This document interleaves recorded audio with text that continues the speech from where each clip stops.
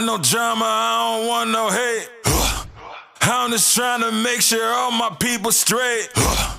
I'm just trying to give you everything I am. I'm just trying to give you living water fam. Won't it do it? Yeah, it brought me through it, nah. Won't it do it?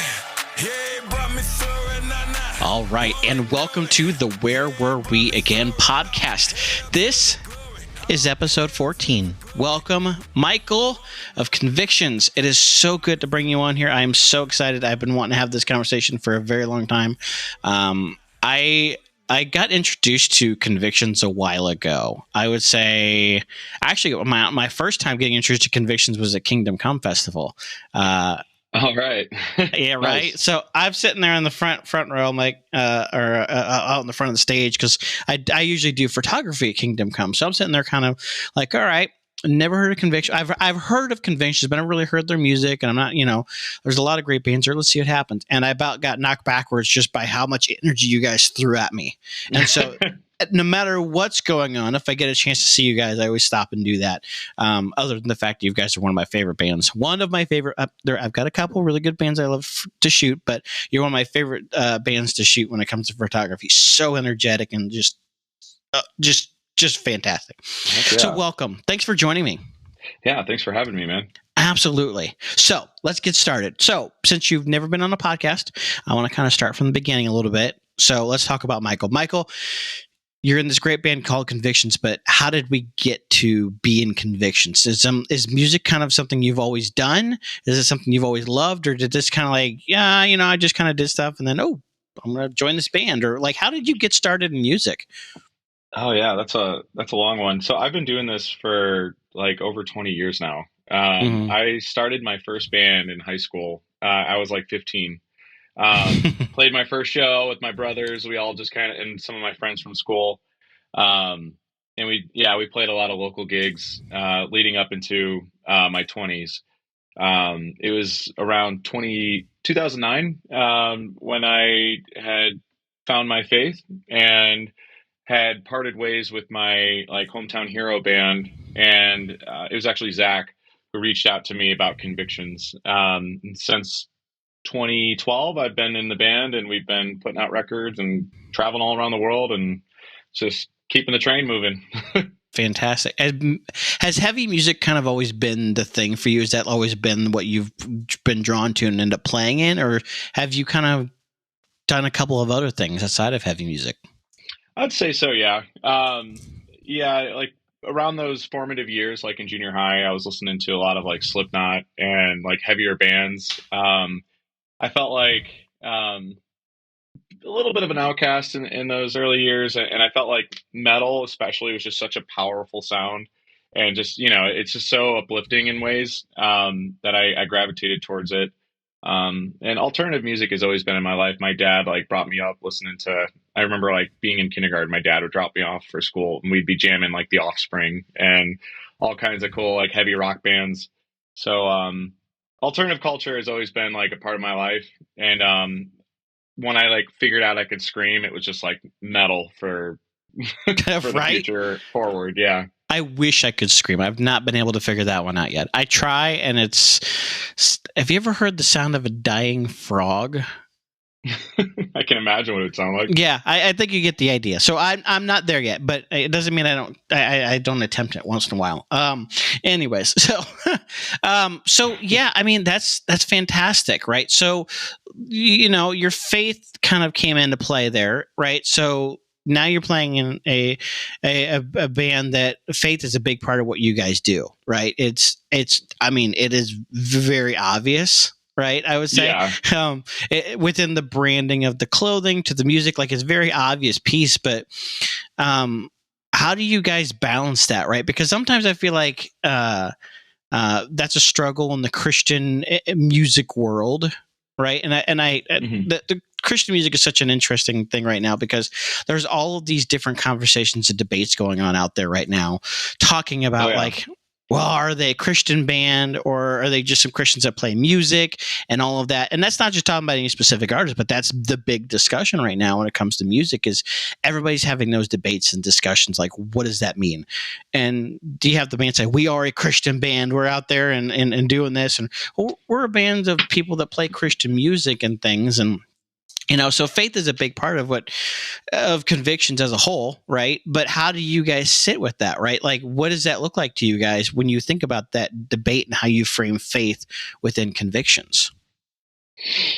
Well, it's always been in the forefront of the band. I had actually joined the band after Convictions was formed. They had a singer before me. They did the whole U.S. tour with a band called The Great Commission. Oh yeah. So I already knew what I was getting into, and it was something that I felt my heart was kind of leading me towards. Coming from my older secular bands, I knew that Convictions was very faith forward, and that's something that like we don't really try to shy away from, and unless it were like maybe a song that had a different story or background. But Sure. yeah, as far as our faith, like we try to own it as much as we can without being like Bible thumping or anything weird like that. Like we still do our best to appeal to a secular audience as well. Um, so it can be a bit of a balancing act for sure. I would say like as far as how we handle it or cope with it, a lot of it is um, a lot of pushback from like our Christian audience. You wouldn't think it would be that way. Like you would think it'd be like especially with metal. There's so much like demonic culture, whether it's ironic or intentional. It's there's a big imposing force of darkness in metal. Oh It's yeah. just what you sign up for. You would think that we would get a lot of pushback from that side of things, but really it's our own quote Christian audience is where we see the most critiques and criticisms from. Yeah, and I feel like that could be such an interesting thought too, because that's the other piece of this, right? Is doing a lot of people see doing metal as a Christian band is just it's hypocritical. Some people think because metal and Christian music that can't be a thing because metal's of the devil. Hey, by the way, it's not. I don't know who's making those rules. I know. I mean, really, look. I love this, and it's so true. I hear this said a lot. It's like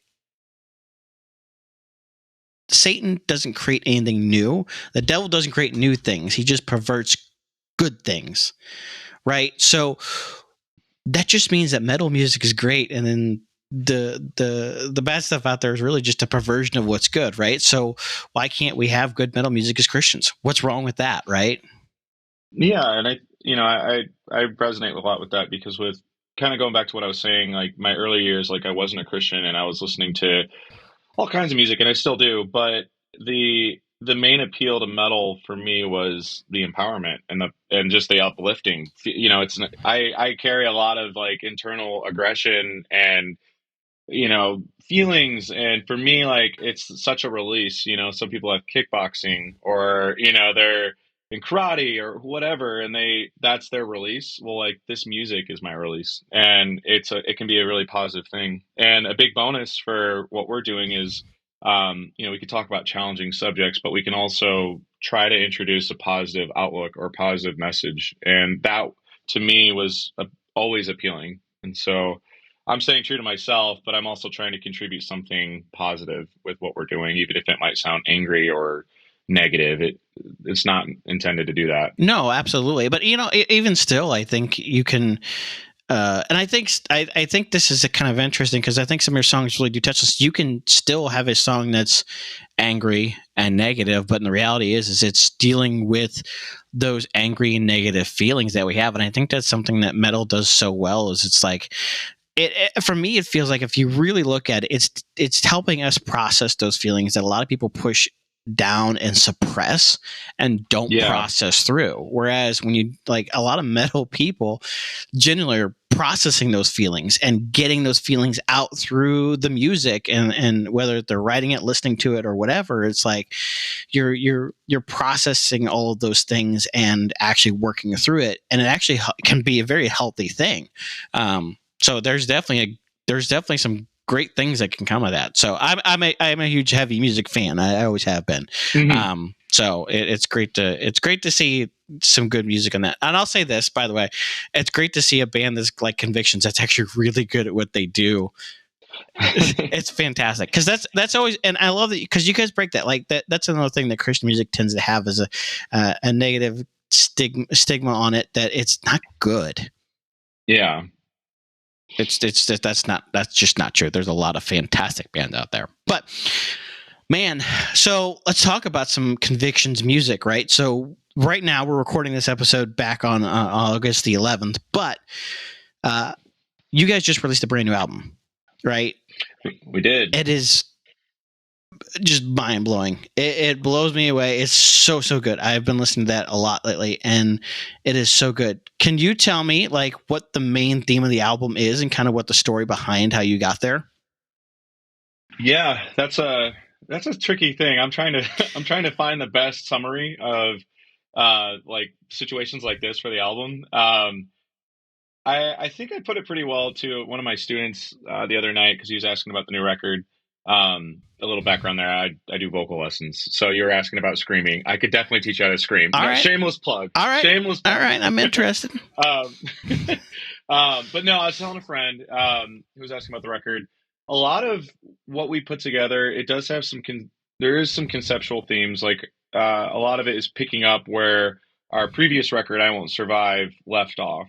A lot of what I did on that older record and on this record is a bit similar to what you're doing. It was journalism, it was interviews, it was true stories from people that we've encountered throughout the years that have truly like inspiring and heavy stories. And a lot of the new record picks up on that. I had a handful of friends help me share their stories, and Zach as well, our drummer. And to kind of keep the inertia moving forward, there are themes that we had touched on with some earlier releases. We have a song called Stigmata, which was a bit of a conversation we were having with our audience where we're really putting our faith forward, because there was a lot of questions with our last release. Well, you guys are doing all these interviews and you're sharing these stories. Like, are you not a Christian band anymore? And like that was so frustrating. So it was kind of like a clapback, if you will, with that song, where it's kind of proclaiming your faith, proclaiming what's on your heart and your message, and truly owning it as boldly as you can. And not every song that we write is going to be like that, but I wanted to kind of keep that that message moving forward. So with the fear of God, there's subjects relating to like the end of times and societal issues and division, and where do we find light in that? And so like there's a lot of like dark themes, but as a whole, it's kind of pointing, where do you point your hope, and where do you look for the answers? And that's kind of like a reverence to God, the fear of God. No, that's absolutely amazing. So you guys have had a lot of great singles coming off this record, even just leading up to it, right? One of the ones that I think caught my attention early on was Hurt Like Hell. Hurts Like Hell was like, it was something that just watching a lot of the people's reaction to it was just amazing, right? Because it's such a real, just raw song to me, right? What's the story behind that song for you? Yeah, so this song in particular took a long time to write. It's a shame that Zach's not here with us, because our drummer Zach, this song is mostly written by him, and it's about his the passing of his father, Chris. Chris, Zach's dad, has been like a big help and presence and Convictions since the band started. We practiced and wrote a lot of our records on Zach's family's farm. There's like a guest house there. And Zach's dad would always be around building stuff for his stage business, and he would help us with literally anything, like fixing our trailer, building stage props, you name it. He's always been kind of in the background. And obviously, with him being Zach's father, his sudden passing was very traumatic and unexpected and tragic. So we'd gotten together couple of years ago when we were writing a couple singles. There's that song Stigmata and another one called Supernova. And I remember approaching Zach like, "Hey, would you feel comfortable sharing some of your experience?" Because Zach was he was a new father. He had had his first child, his only child. He had his first child, and he's kind of passing the torch. The things that his father had taught him throughout his life, he's kind of passing it forward into his new child. And I'd asked him if he felt comfortable writing it, and I'm so glad he said no, because it gave him a lot of time and clarity to process his grief and continued grief. So when it came time to write this new record, we reapproached Zach and, "Hey, would you like to share your thoughts?" And he was like, "I'm not too sure," but I'm so proud of him for having the courage to do this. Because once we released that song, there's been so many people that have come forward and shared their experiences and stories relating to that song that Zach had put together. So yeah, it's been very moving. Yeah, no, it really is just amazing to see some of those stories come out from that. And I love the fact you kind of talk about, like, you use the stories of the people who follow the band or are part of that, and bring that into the art you guys make, right? I don't think enough bands get to do that as much, is to bring the stories of the people who follow them into the art, and I really appreciate some of that, because it there's so many good things that can come from this art, right? I think that, just again, like reading what we're seeing with like Hurts Like Hell and the impact it's had on just the people who've listened to the song is amazing. So I just love that you guys get to bring some of that into what you guys do. So let's kind of shift gears a little bit, right? So you guys just wrapped up a great tour, right? I want to talk about touring a little bit, because I think that can be so much fun, and it's a great way to get to actually engage with the listening audience, right?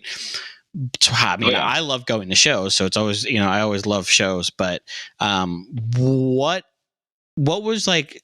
What is one of your favorite experiences being out on the road?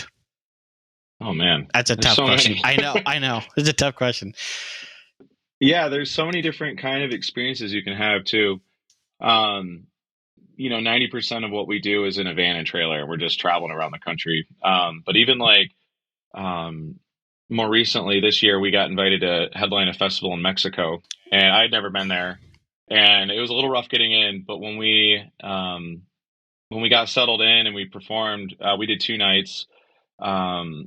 Between the first between the 2 shows, I had been invited by the people that organized the event to speak at a bit of like a service, a worship service kind of thing.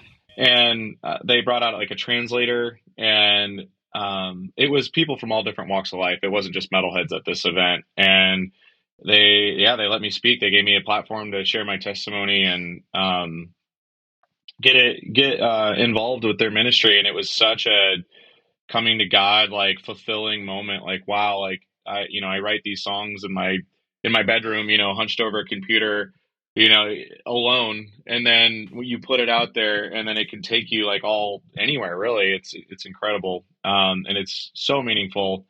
That definitely stuck out to me a lot, just seeing like the little seeds you can plant just become something like that, like having someone speaking in a completely different language, connecting with you, in person. That was very special. Oh gosh. Yeah, really, any international things we do is always crazy. But yeah, it doesn't even have to be from a show. It can be like, we blew a tire on the side of the highway and we're like, oh my God, like, how do we get in this situation? How do we get out? Like, we're stranded.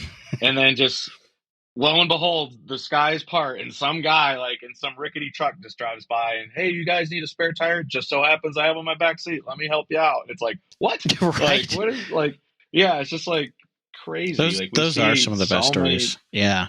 And that's just that, like, kind of capturing stories that I'm going to keep with me. That's like the big the big reward, I feel like. Oh yeah, I think that's some of the. I think touring can be some of the most rewarding. It can be some of the most challenging times, but I think it can be the Oh most yeah. rewarding for sure. I mean, I think that. So you talk about that festival in Mexico. I've talked to a couple different bands now that were there, and I'm telling you, I feel like there's nothing more metal than playing the show at the base of a volcano. Oh yeah. I mean, yeah. come on, man. That's just crazy. I absolutely love that. So I like going down this road sometimes because you just never know what ends up happening. Like, what would be?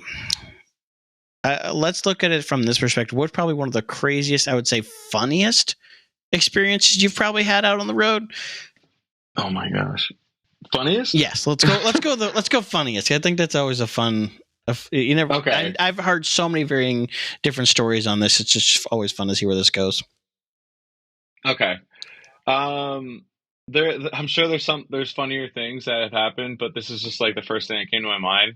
Um, this is quite a few years ago, but we were in Europe touring, and being in a band, like anyone that's listening that has been out on the road or anything, like you have like a very small amount of money that you have to make go a long way. And so like for me, like I've gotten really good at like saving money on the road. Like don't spend any money. We're not going to hotels. We're sleeping in the van. Like um save the catering food, bring it with you so you have something like whatever Right. it takes, right? So we're in Europe and we're getting we've gotten a few hostels, but like there's been a few venues that were really cool and like let us stay. A lot of the venues even have like bunk houses built into them, or like the promoters will put you up. I forget where we were. It definitely wasn't an English speaking country. I know that. I think it was outside of Germany, somewhere in that area. And there was like this old chapel venue. It was really cool, really like rustic. And the basement had like rats. And I didn't believe there were any rats. Until like later in the night, I saw one like scurry by, and I'm like, well, it's like one rat. Like maybe it's not so bad.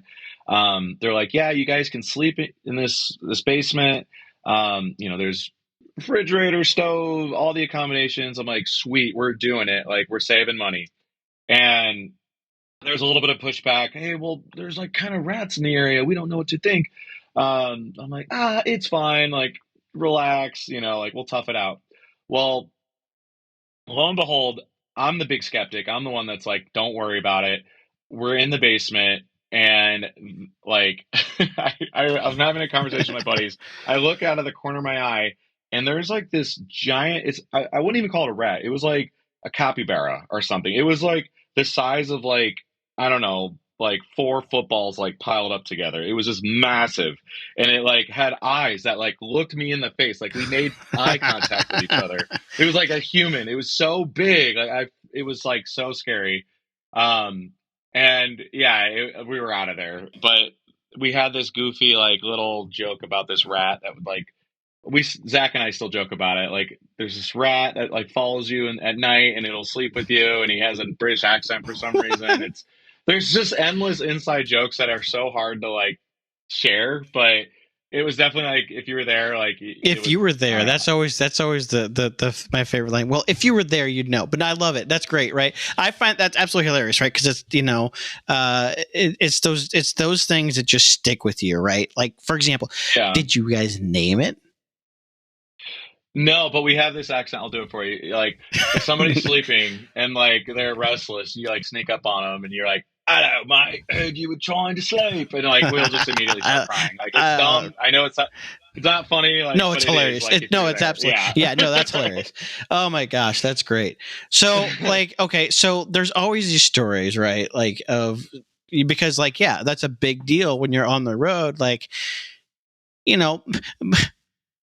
contrary to popular belief, musicians don't get to make a lot of money. It's not a huge deal. Like you don't see, not everybody's running around these massive buses and flying in private jets from show to show. So it's not a money making proposition. So yeah, you're trying to save money, right? But like the great stories of like all these bands going through and like eating the gas station sushi.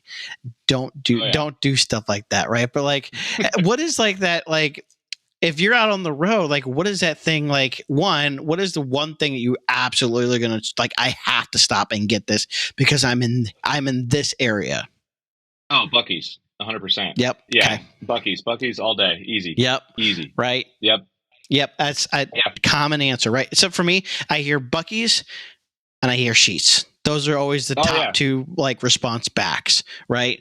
Yeah, or Wawa or Sheet. Yeah, like we have Sheets in our area, and they're becoming more popular. So I'm actually going to have one that's like pretty close to home, which is nice. Very problematic. A lot of deep fried food, but yeah, Bucky's is like the thing. Like if you're not familiar, if you're listening, like Bucky's is like one of the biggest gas stations like on the planet. There's like multiple locations. There's this Beaver. It's very iconic.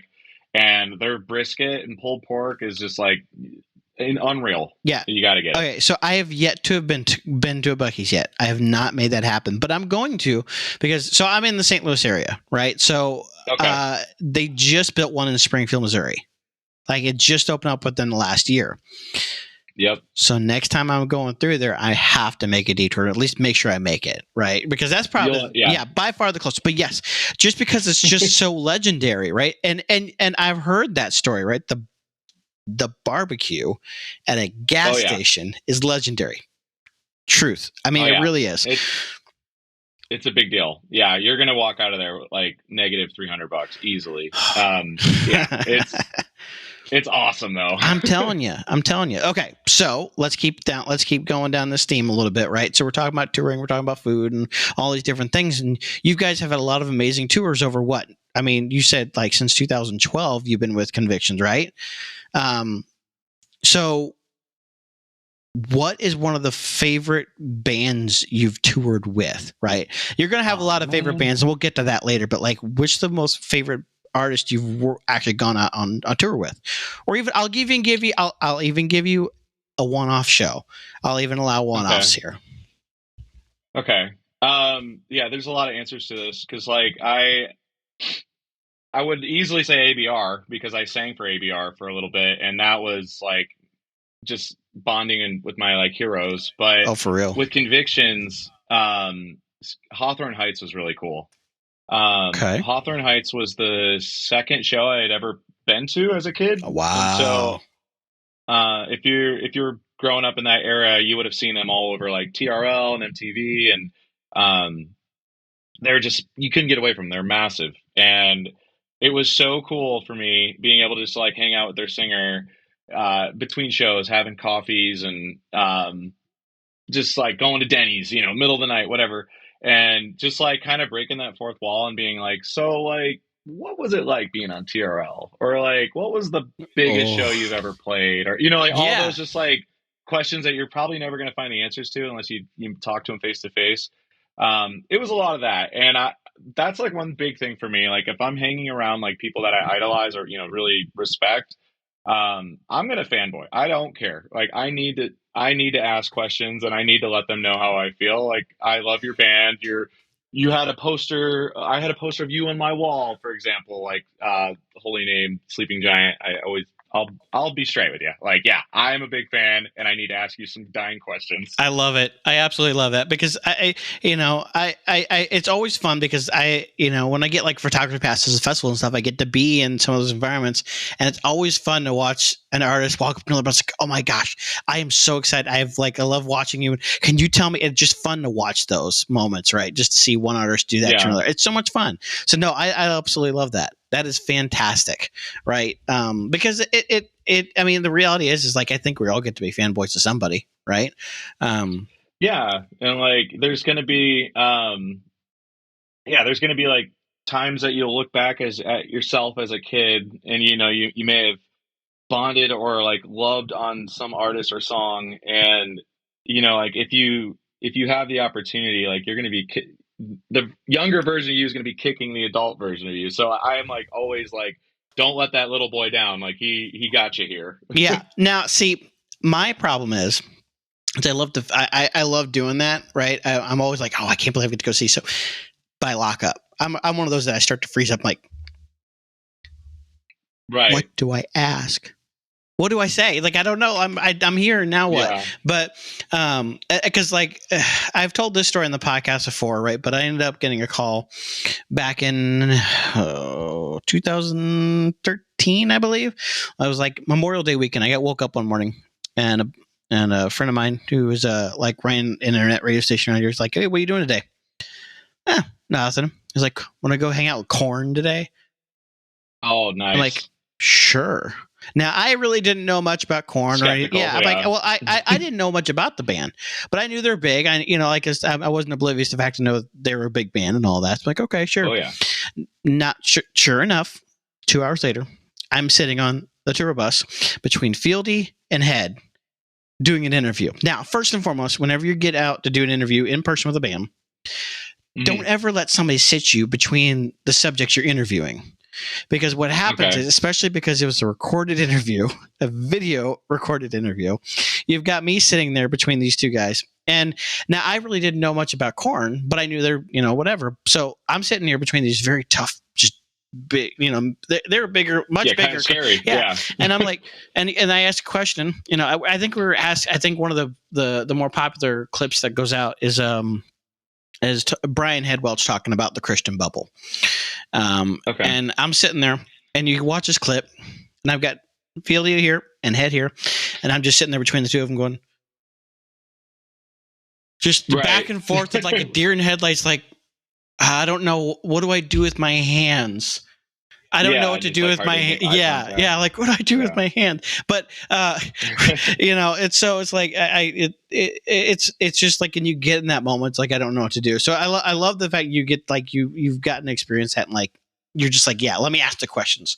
Because like, just be real. Like, that's the thing. Like, it's challenging, like navigating stuff like that. And if you have an ego, like, it's pretty easy to read. Like, you know what I mean? Like, I'm not going to be Mr. Cool Guy. Like, I'm just going to be me. And it's like, at least I can, if this person turned out to be a jerk, well, I was being me. You know what I mean? Like, it's better that way. Yeah. And I think I don't feel like that is as big of a thing as it used to be. I feel like a lot of the egos are not as strong as it used to be. I think if you get like way up the food chain in music, like if you get some of these like private jet level guys, maybe that's still a thing. But I think most of the artists I've ever dealt with, like, I think maybe once in my life I've had like somebody that's got like a real ego that was just different. Like, that's just not a thing anymore, which is good, right? Because I love having to be personal with people that like really are personal with their fans and really truly have an honest connection. I think is a really big deal for me. I mean, heck, you guys definitely got that going on. You guys are like, I love, like, you guys are just sitting out there. Like, the show's been over for hours. You guys are sitting out there just cleaning up merch and just talking to everybody that walks up. You're like, nope. Until you guys are done, you guys keep going. I love that. But yeah, that's something I try to make an effort for every show. Like, if somebody wants to meet us, like, I will go out of my way to meet them. No, that is absolutely fantastic. So you guys have done some amazing shows and amazing tours. Like, you've gotten some amazing experiences. So how do you deal with like bringing in some of your faith in some of these places, right? Because you're not really always, most of the time, not playing in a quote unquote Christian venue, or a lot of time not even with Christian quote unquote bands. So how do you, how do you navigate that, right? Because I know that can be challenging, and sometimes, especially with such a faith forward presence, sometimes you already get that stigma already like out in front of you, like, oh yeah, okay, here comes that Christian band or whatever. So how do you guys handle that going into those places? Yeah, we try to make a bigger, like, more or less like a bigger effort to be inclusive. So, like, at the end of the day, like, it's all about there's a word they were using at church today, sanctification, where it's like you're trying to represent the love of Christ. Like, it's not a fire and brimstone, Bible thumping service we're putting on stage. Like, if anything, we try to do our best to meet people at eye level, and a lot of what we sing about and talk about are shared experiences. Whether you're a Christian or not, it's real life subjects, and a big thing that has been our focus throughout these past few years has been mental health. and that affects everybody, and it's just like, well, how do you deal with it, or what is your perspective on that? And um, for me, I found that that's really bridged a lot of gaps between, people that may not share our beliefs, and that is totally cool. Like been, we never wanted to make it like it's us and them, like we want to share our music with everyone. Yeah. No, absolutely. And I love that, right? I think something you keyed in right there is like that idea of let's not like throw the book at people. Let's not like fire and brimstone and all that, because, it's something that's been in my brain a lot lately too. It's like, they know what we like. We don't need to tell them, hey, if you don't repent, you're going to hell, because they know that's what we're going to say. They know that's what, it's like, well, how about we show love instead? And like, Yeah. let's show the love side, because that's the side that they're not seeing all the time. There's a reason why they're like, oh yeah, there's that Christian that's going to be out there like telling me I'm going to go to hell and whatever because I do this, that, and the other thing. Yeah, With reality, that can be a really ugly thing. Yeah, it's true, right? So I appreciate that. Yeah, and circling back to what I was saying earlier about this music being empowering, like that's the whole thing. And being up there, we want that inclusivity, because there's a lot of people that feel pushed out, marginalized, rejected, outcasted. You see it all in the metal community, and that's all we want to do is just love on people straight up. And it doesn't matter what they're coming from or what their past is or whatever. You know what I mean? And it's literally, as cliche or corny as it sounds, it's literally just the love on people, like just like Jesus. Yeah, no, I mean, it sounds it, but it really isn't, right? Because it's really what matters the most, right? Because I think it's one of the of the greatest of these commands is to love, right? Well, I mean, there's a reason why he said, well, this is the greatest of them, is we got to love, right? So I feel like that really is how how people are reached nowadays, because especially right now in the climate that we're in, is like, you're not getting any of that. There's so many sources of hate and division and things out there right now. It's great to have sources that are the exact opposite. Let's just come together and show love to each other and just be good people to each other. Yeah. So Absolutely. no, I absolutely love it. Yeah, I think this is a good time to turn things on its head a little bit. We've been doing this for the last several episodes, and it's just now a thing. It's going to be part of this podcast going forward. So if I've got an interview scheduled and you're hearing this, be prepared, because I'm going to ask this for you too. So now it's time to turn it on its head. Now I'm going to ask me a question. Nothing's off limits. You can ask me anything you want. I'm going to answer it. Okay. Well, the title, where were we again? What is that? What does that mean to you? Good question. So for me, it's, I've always done podcasts or interviews and things like that. I've loved doing things like this.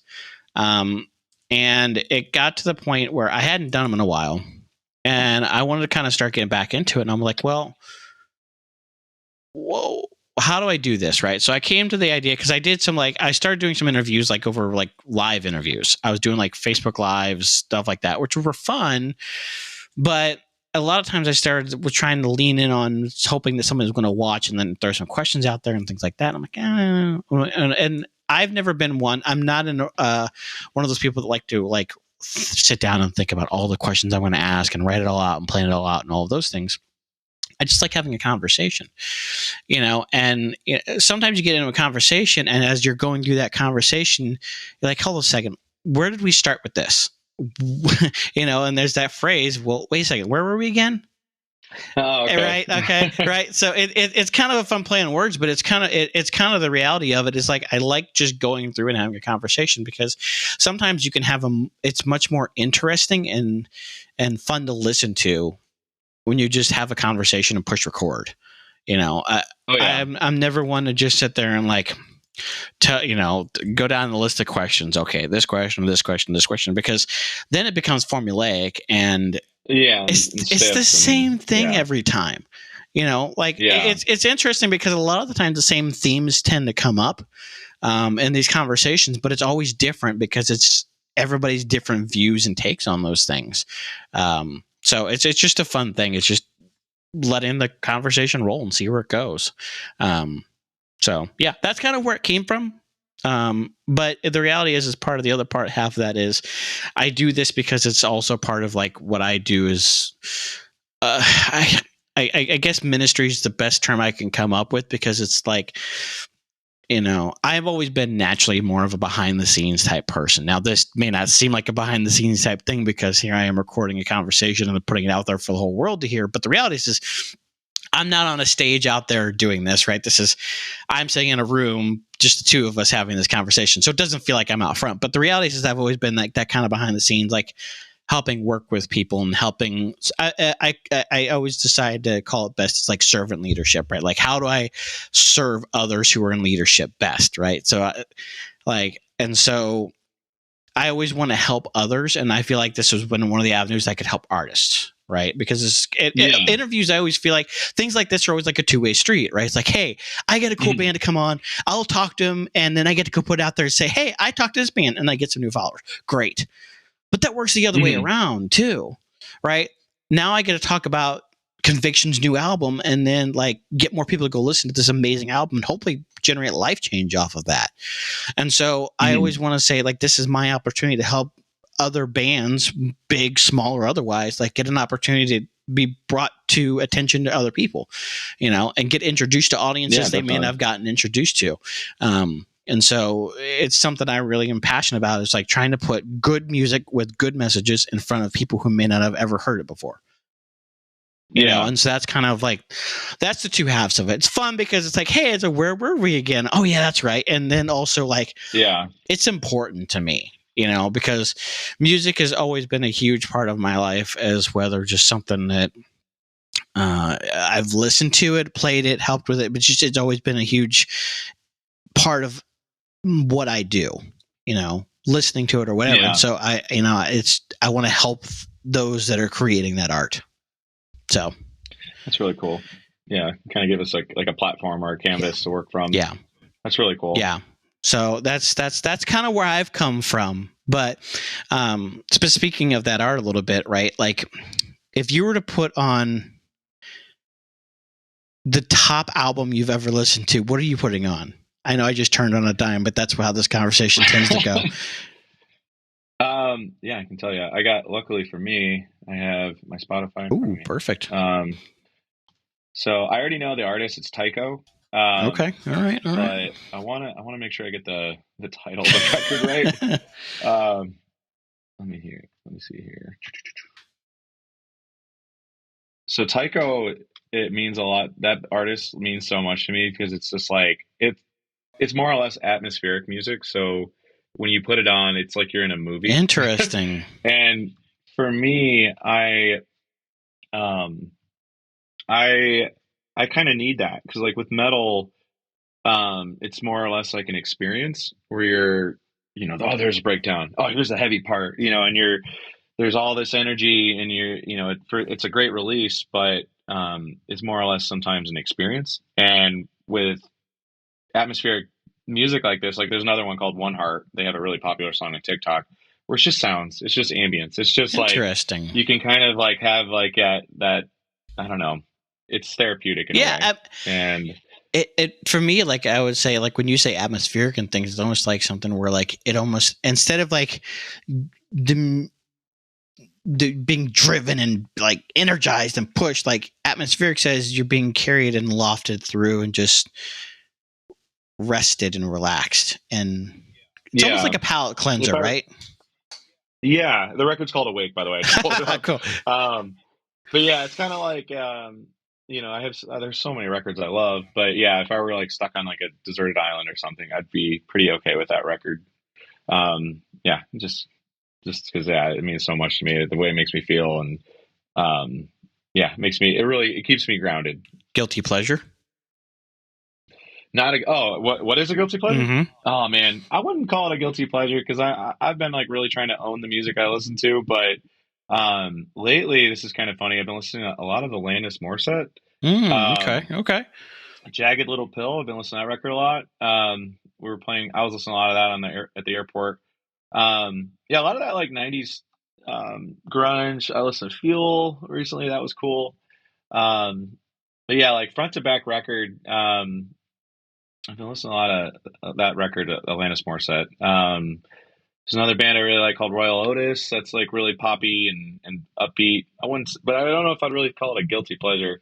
I don't know if there's like really any bands like I'm embarrassed by that I'm like, oh, I don't want people to know that. Uh, Yeah, I don't know. Sometimes radio hits like Bieber and stuff. I can get down to that. It's nice to kind of like have that palate cleanse, like we were talking about. I tell you what, I think metalheads have some of the most diverse music taste of anything.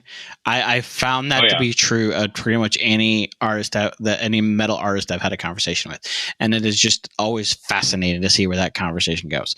And I'll clear this up, right? So let me be clear on this for fans of any artist that you've named or anything like that.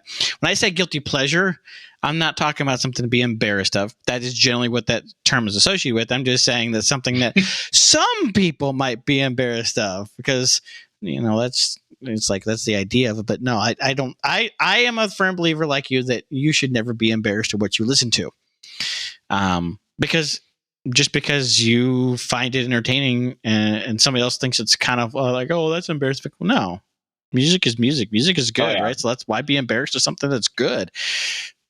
oh yeah. I started my day with Wham for breakfast. Nice. It was yeah, wake me up before you go, and I was dancing all over the kitchen because I just felt silly, but it was a great experience.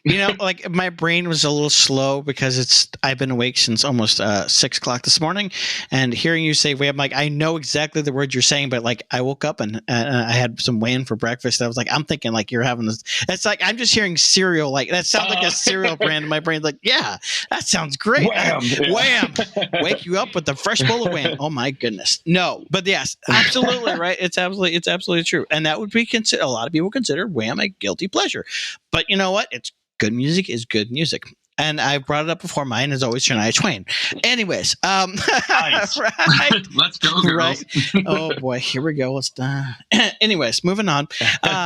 So yeah, I mean, I love to hear this different, diverse taste that like some of the guys I've talked to have listened to, and it's just so much fun.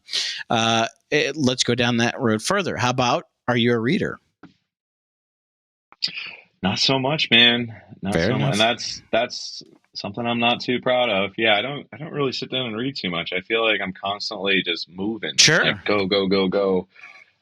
Especially with self-releasing an album, there's so many moving components to that. So Yeah. Good lord. I really don't get to sit down and read much, but this is kind of cool. I'm not a big like crazy conspiracy theorist Oh guy, boy, here we but go. um, doomsday prepping has Yeah. been like a subject that has been getting brought up a lot. And there's this book I've been seeing a lot of ads for, so this is probably a targeted ad, but there's like these doomsday prepper books where they like teach you how to make like your own gardening and fuel, water, you can name it. It's all in there. Hmm. I'm like, man, I might need to read that. All right. All right. Okay. All right. I'm in for it. Now, here's the thing, though. You do realize, you talk about targeted ads, you just put your voice out there recorded on the internet stating that. So now, if you want to talk about targeted, if you weren't getting enough of them before, you're going to get a lot Oh yeah. more once this episode gets posted. Anyway, so just being aware of that. No, okay. So, okay, maybe not a reader, but does that mean you're a movie guy? Oh Yeah, yeah. that's what I Yeah. thought. Last night I It's an saw either or Twisters. usually, Went but to the theater. would you say, Yeah, big movie, but so you said Twisters? yeah, I saw that Oh last my night gosh, that was so and good. it was fun. Yeah. No, yeah, big into movies. Love Okay. movies. Number one movie. I I know. should have been prepared for that. Man, maybe Back to the Future 2 or Okay. something about sequels. I'm a big sequel guy. Like the Harry Potter 2. That's like the Chamber of Secrets. That was Okay. the movie for me. It like changed my life. That I watched that movie every night while I was in high school. Like I would always play it. That was my go to sleep movie. Interesting. And now they're doing a live orchestra screening of Harry Potter Chamber of Secrets at my local theater, and I'm gonna probably spend an uncomfortable amount of money to go Oh see it yeah. because I have to. Yeah. Um, Okay. yeah, that was a big one. Limitless, I love that movie. Um, yeah, so Okay. many. All right. Could Yeah. go on and on and Right. on. You're a reader or you're a movie guy. That's just it's not both. It's either or, right? So no, but yeah. Okay. So just as a context, I just actually finished watching the entire Harry Potter series for the first Nice. time ever. What's your house? I've never really checked into that, but I got to think about that one. I'll get back to you on that. That's an interesting one. I know that sounds like something somebody. Anyways, no, yeah. I mean, I will say Chamber of Secrets is pretty great, but I Order of the Phoenix, I think, because sometimes, Ooh, slept on. yeah. Well, for me, sometimes I kind of enjoy the movie where it doesn't always end like here. It's like, oh Yeah. Okay. no. Yeah, What I like when happened? movies do Like that. again, like when you look at Marvel, right? Like Infinity War, they're all dead. You know, it's just like that, Right. because it's unexpected. It's that unexpected Yeah. twist of like, didn't see that coming. I love Right. Yeah. those, right? So Oh yeah. always a great thing for me, because it's just movies are hard because a lot of like movies are kind of the same, you know. And Right. so when you get Yeah. those twists, it really does bring on something good. Like, well, you said you just saw Twisters, right? So without spoiling anything, because it's still too new, I'm not going to do it. Hmm. But my concern going into Twisters is like, well, how are they going to like? They're basing this kind of off of the original in the 1996. How do you like Right. do that without ruining the original? Because I was really concerned they were going to do that, but Okay. like also do something new and still be entertaining. Yeah. Right off the I top, wasn't. I mean, they did some like they just took it that much further. They're like, oh wow, that was a big start, you know. So yeah, I wasn't expecting like a Stanley Kubrick film for sure, sure. right. But it was exactly what I paid the ticket price for. I just wanted something fun, something to look at. It's going to be fun and crazy, maybe nostalgic, but I'm okay with that. Like when we're on tour, we'll like if we have an off day, the big thing to do is just go see a movie. And we went and seen like Meg 2, and some of the guys were super disappointed. Oh man, it was so corny. And I'm over here like, dude, I had a great time. I knew it was going to be corny and dumb, and that's exactly what I got. Like it I was love fun. that. Right, set the right expectation when you're going into a movie. Right, Yeah, make there sure you you go. understand that like this is not going to be the next Titanic. Right, it's like you know, it's like if you go in with the right expectation, I don't think you're often disappointed. Yeah, there it is. Yeah. Yep. Okay. So for me, when I go to a theater to see a movie, though, I always try to be like the guy that's going to the Dolby Cinema, Dolby Atmos. Like, Oh, you go all out. yes, because it's an experience for me. Like, if I'm going to pay that much money to go see a movie, I want to like experience something. Like an auditory visual experience that feels like I'm worth spending the money for. Right. You want that Yeah, immersion. yeah. Yeah. I don't know. Like, For are me, you like, no, I don't. You know, I'll go to the dollar show or like, how do you? no, Yeah, no. okay. I'm bad. I'm bad, dude. Like you probably don't want to go to a movie with me because I have to sit in the center of the theater, and I want like the center of the center. So like if the theater's a square, I want to be dead center. And if anyone talks, like it Get is, out. I'm the monster. Like my screaming voice I will be that guy. Like Yes.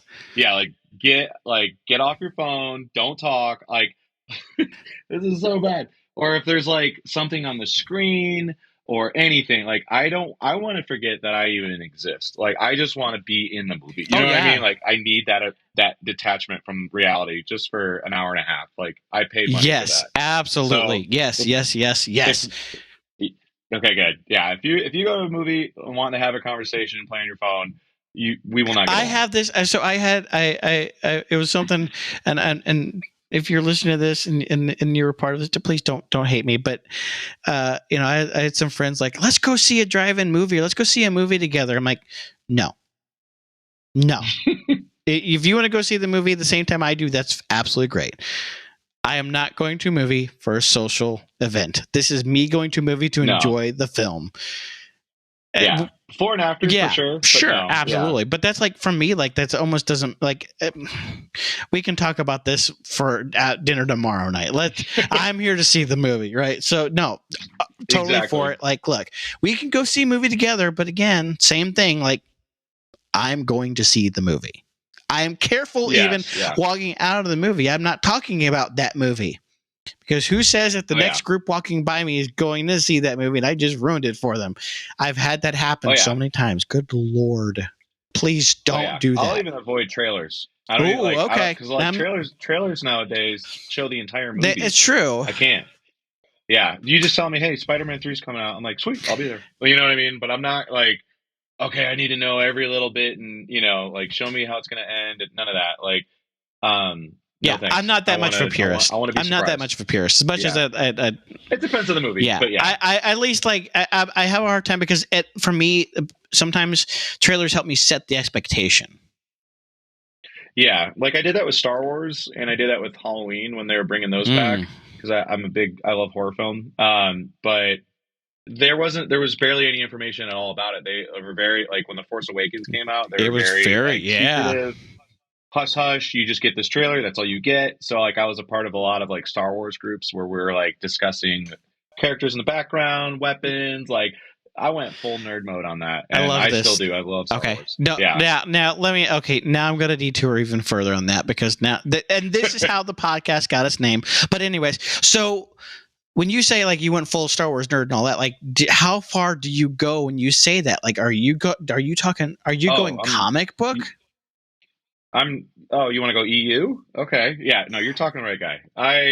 I have a group of guys that I get with every Wednesday where we specifically only talk about Star Wars. And then we'll watch whatever new shows out, Ahsoka, The Acolyte, whatever. We'll have like a roundtable discussion. This isn't even like recorded. This is just for us. And we'll talk theories, or what can we expect, who's going to show up, whatever. We'll talk about it. This could go on for an hour, and then we'll watch it, and then afterwards we'll discuss, and then we watch there's a YouTube channel we really like called Screen Crush, and they'll do a full Easter egg breakdown. So we'll watch that, we'll see what we got right, that's my yes thing. Absolutely. Okay, so I'm one of the guys that I'm a Star Wars guy and a Star Trek guy. I am just equally a 50-50 on that. Like they're both that good to me, but I love Star Wars. Like I've got all the comic books, not the Dark Horse stuff. I'm still on the Marvel stuff right now because I'm still trying to like get immersed in all the current. Anyways, but yes, I love Star Wars. Now, that being said, the last 3 movies. Yeah. Okay. I already feel it. I can feel it, right? I brought up The Force Awakens. I had a borderline religious experience when I saw The Force Awakens. I cried. Like it was such a moving movie. I was so into it. And then they dropped J.J. Abrams and it all fell apart. Yeah. And then they tried to pick it up, put the pieces back together with J.J. at the for the final film. And I don't think it's going to have the prequel effect where there's going to be a resurgence of like people that are like, oh, I actually really liked the Phantom Menace, and like I did. I've always loved them. I did I was too. a little boy when they came out, so it was special. I had a child's perspective on those movies because you have to remind yourself Star Wars is for kids, and that's something that like I feel like a lot of grown men don't respect, but it is for kids, so you have to kind of like respect that. And so like the prequels have always been great for me. And now there's like this whole fresh crop of people that are like, well, actually, we changed your mind. It's actually, right. And then they put they had Hayden Christensen come to the Star Wars, gathering or whatever. And like people were like applauding him. And I'm like, you're the same jerks that were like, dog. Right.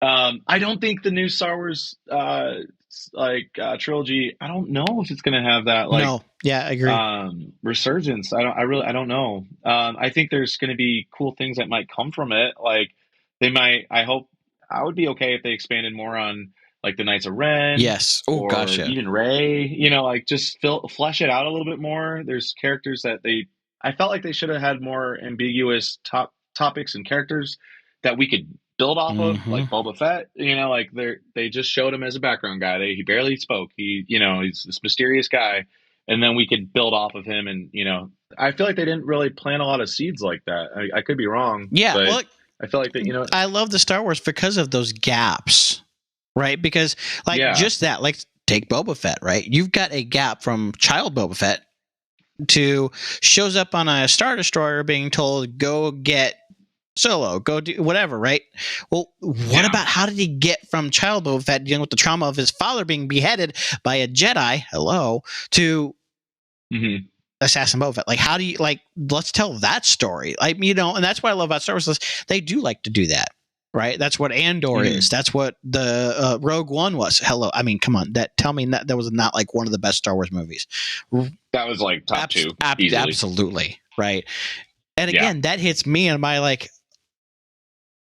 wow, they all just died. Oops, spoiler alert. And I was pumped. No, I was like, just like we talked about earlier, I was like, yes, like somebody had like the balls to do this because this is like so realistic. Oh my gosh, you know yes. what I mean? The continuity too with it. Oh my gosh, it was so good. I don't mind good de-aging if it's good de-aging and it works so well. Yeah. Anyways, so yes, no, look, see, this is what we're talking about, right? Yeah. Where we getting right? Yeah, exactly. There it is. Yeah, there it is. Right. So yeah, I mean, Star Wars. See, either you're a book guy or you're a movie guy. Yeah, I love that. So, was that what is your top thing you're doing on the road when you guys are driving?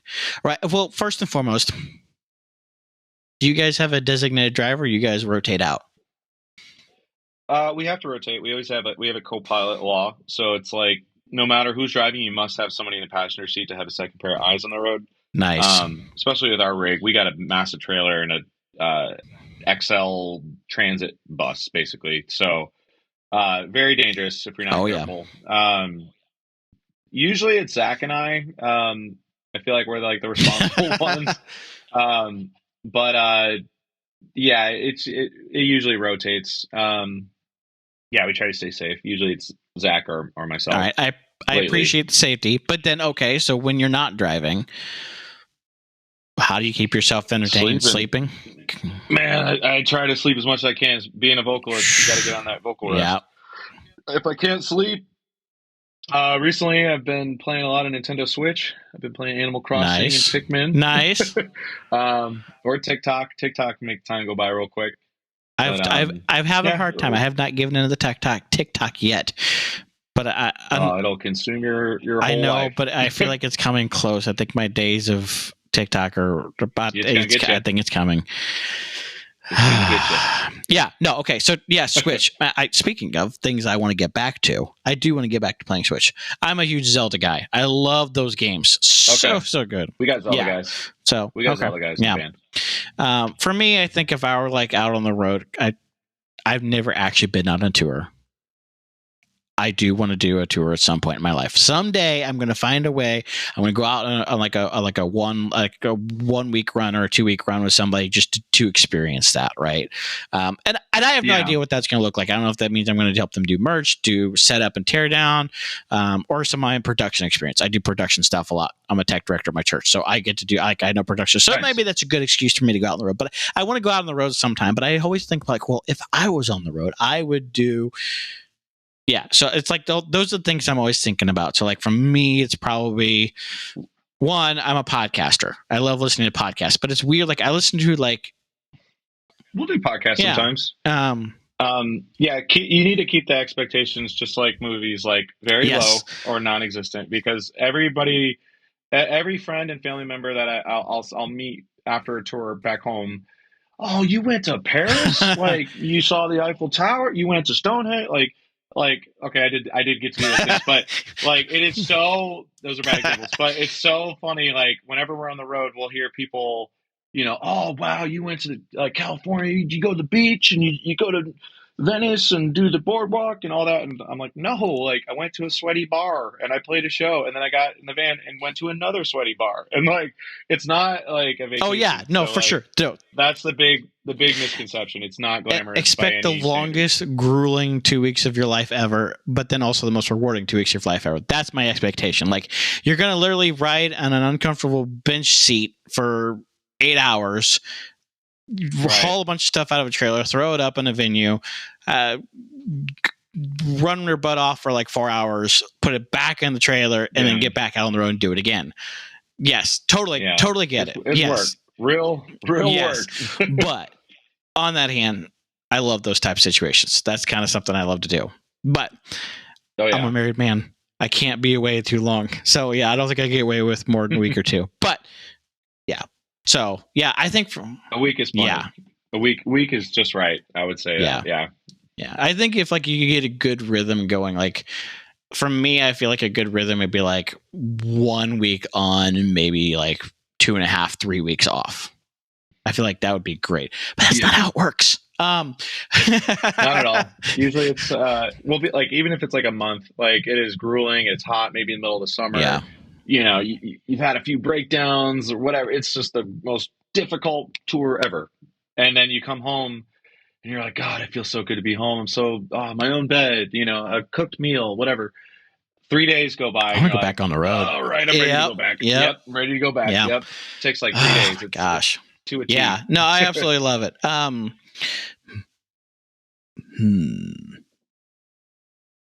Man, there's so many like good directions to go with this stuff, but like, man, it's always just so much fun to hear the road stories and things, but like, I think the biggest thing for me is to focus on when I have these conversations, like the ministry side things too, right? Because that I think that's most of the artists I've talked to, if not all of them, is really the reason why they do what they do is like to put good music out, but to change lives with those music, right? And for me, that's the biggest focus of why I have these conversations is to help tell those stories. What is probably like? Oh, go ahead. Oh no, I was just agreeing with you. I was just saying, like, we might be doing something pretty darn different. You're doing podcasts and I'm singing songs, but we're trying to reach people, and it's like you could even get paid for your podcast. You could even like get some accolades or recognition, and that's so great. But at the end of the day, like it's like what we're doing here. We're having a conversation. We're getting to know strangers, and we're sharing our passion, and that's like the big takeaway, especially with what I get to do with Convictions and what we experience sharing mental health or real life encounters, like when people will open themselves up to you, and then you're trusted with that, and it's like it can be so moving and rewarding. And I know that, like, even if we got I got a Grammy, Right. or something crazy, like one day, that would be nuts. But, like having something physical versus something that can maybe last forever. You may be able to save someone's life or,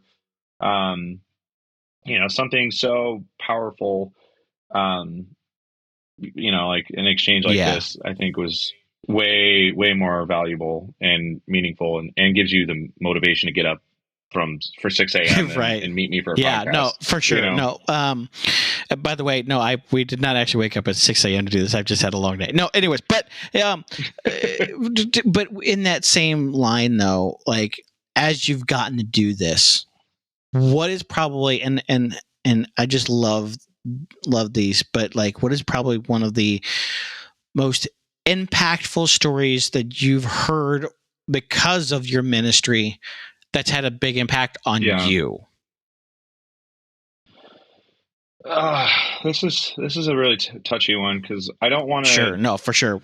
Like rank someone's experience as more touching than another's or anything absolutely. like that. Like, there's so many. But one thing I told my dad,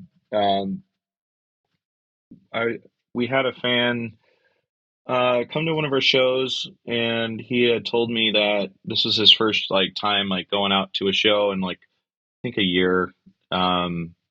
Because him and his best friend had met and they had gone to shows together, and they were both in some type of mental recovery facility. And I don't want to say any names Yeah, or yeah, please. put Yeah. anybody's business out there like that, but we had talked and he had opened up. He kind of came out of his shell and he had, hey man, I apologize if I was distant at the show. I wanted to talk to you earlier. I didn't feel comfortable, but now I wanted to share this with you. My friend, he had passed away, and they had buried him in one of your guys' shirts. Wow. Like that is so much to take on, like just to wrap your head around. Like our music had that big of a role in this person's life, and their family recognized it and arranged that. And it's so I think about that a lot sometimes, like sharing that with my family members and just saying like, wow, like we've really gone out there and reached people. And um we have fun and we goof around and we get to do cool things, but like that is like a lifelong thing that I'm gonna have to think about. And like really it's so honoring, and nothing like I could say or do feels deserving of that. Yeah. No, those that really is such a huge impact, right? When it comes to these stories, right, I always like to stop and just say, look, listen, if you're listening to this episode right now, right, and like convictions has impacted you, right, and this goes for every episode I've done, but the truth is it's still just the same as you guys are out on the road, you guys are making music and all that. You may not have a real true idea of the impact what you've done has on those listening to you. And if you're listening to this, right, and these guys have impacted you, right, and changed your life, or had, or somebody like has had an impact, like you have to let these guys know, because it's so easy to be out on the road recording music and all that, but they don't get to hear these stories. Like, obviously I've heard some, but like if you don't tell them, they don't know how big of an impact they've had on your life. That's the biggest thing I could always say is like, look, tell them. Go out there, go to their shows, meet them, and just share with them, because that really is what makes all of this stuff worth it for any of us, right? Getting to share these stories is worth it for me, and so like you telling those stories to your favorite artist is worth it for them, right? Because that just tells them how impactful their art is. It's important, because a lot of times, like, we're talking about Hurts Like Hell, like that is the truth, the story that Zach has had about the hurt and the pain in his life. It is all of his emotions, and when somebody gets to go tell Zach like what that song meant to them, it just means the world, because it means that meant something. It's not just their story anymore, it's our story. So Yeah, it's very yeah. motivating. Like it'll definitely remind you like keep going. Yeah. Yeah, I wouldn't want to push anybody out of their no, for comfort zone sure. to like Yeah, do that. right. Um, but yeah, sometimes like hearing something like a motivating, encouraging story, like you don't know, like it doesn't have to be a band, it can be any profession or whatever, but sharing that encouragement can really like bring back life to somebody. Like we met, like you don't know, like what if we were thinking about calling it quits or Right. something, and then someone's like, hey, like your music like changed my day, and then it changed my month, and then it changed my life, or whatever. Like I'm not expecting that, but like that would give me a cold reality check, like, oh shoot, keep going, like it's very very helpful. Yeah, I mean, it really, really is. And so Mike, I appreciate you coming on first and foremost, right? And I want to respect your time, so I want to kind of wind things down a little bit. But one of the things I always like to do with these interviews is, because we do have a platform, and I do want to give you that opportunity. Like, if there's one message, one absolutely, like, this is the only message I need you to ever hear. Like, what is that thing that you just have to get off your chest when you have these type of things? Like, what is that some important message that you have to get out? Oh man, that's a big one. Yeah, I appreciate you giving me this chance here. I don't know. I don't want to say something that's too bloated or rehearsed or anything, but like kind of just going off of what we just said, like this is on my heart right now. Keep going. keep going. Keep going. I'll just leave it at that. Yeah. So if you're doubting yourself, if you're feeling down, or you may have fallen too far and you can't get back up, keep going. Keep going. Yeah, absolutely. I it's so simple, but it's the truth. You matter. You matter. Don't give up. I love that. Well, I appreciate you coming on. I love getting to have conversations with people I've never had a conversation with, and just hanging out, because you never know where it goes. And so as we kind of wrap through this a little bit, I want to kind of take a second and say, hey, where can we find Convictions? Where can we find the music, and how can we support? Yeah, you can go to convictionsrock.com. Or you can follow our handle at Convictions Band. On our website, we'll have links to everything that you may need. Of course, you can find us on Spotify and all streaming platforms. Band's called Convictions, and our handle would be at Convictions Band. Okay, absolutely. Before I let you go, because now I absolutely have to.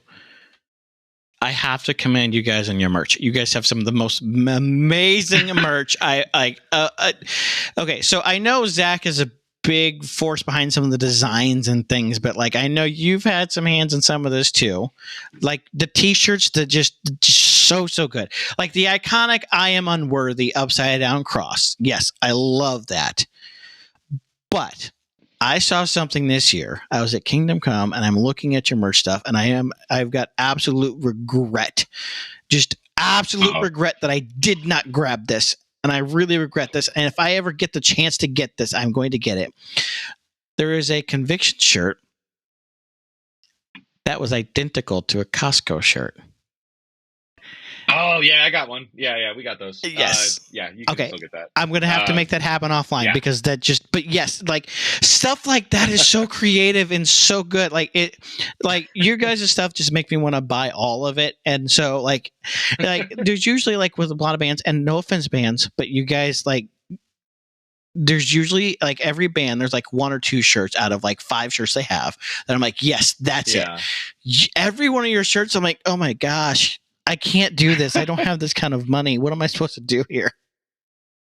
Yeah, it's the best way to support us. So we have to kind of go an extra mile to think it out and make it clever. Absolutely. Cool.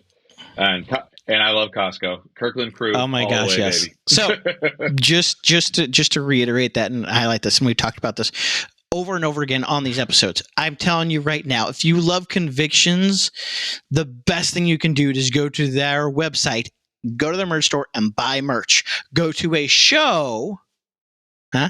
Go look at their tour schedule. Go to a show and buy merch, okay? Because he's right. That is the best way to support a band and keep them going.